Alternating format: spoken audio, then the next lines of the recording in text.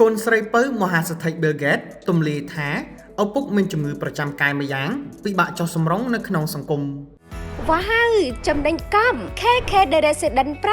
598ប្រកបអាជីវកម្មស្នាក់នៅជួលក្នុងពេលតែមួយ 3 in 1 រីករាយនឹងការបញ្ចុះតម្លៃច្រើនសន្ធឹកសន្ធាប់រហូតដល់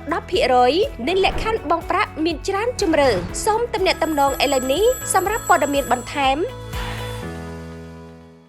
ថ្មីនេះកញ្ញា Phoebe Gates កូនស្រីពៅរបស់មហាសេដ្ឋី Bill Gates បានទម្លាយនៅក្នុងកម្មវិធី podcast មួយដែលមានឈ្មោះថា Call Her Daddy អំពីរឿងរ៉ាវទាក់ទងជាមួយឪពុកដោយបានបញ្ជាក់ថាសហស្ថាបនិកក្រុមហ៊ុន Microsoft រូបនេះមានជំងឺប្រចាំកាយ Asperger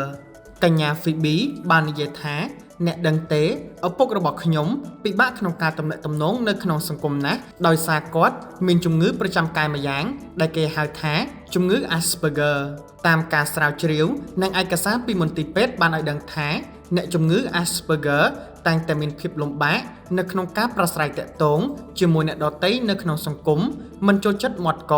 ហើយឧស្សាហ៍ធ្វើសកម្មភាពដដែលៗជាញឹកញាប់ជំងឺនេះមានលក្ខណៈស្រដៀងគ្នាទៅនឹងជំងឺ Autism ប៉ុន្តែមានភាពធូរស្រាលជាង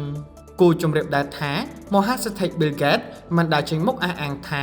លោកមានជំងឺ Asperger ឡើយប៉ុន្តែកន្លងមកលោកធ្លាប់បានបង្ហើបថាបើសិនជាលោកធំធាត់ដឹងក្តីនៅក្នុងសម័យនេះលោកច្បាស់ជាមានជំងឺ Autism ជាមិនខាន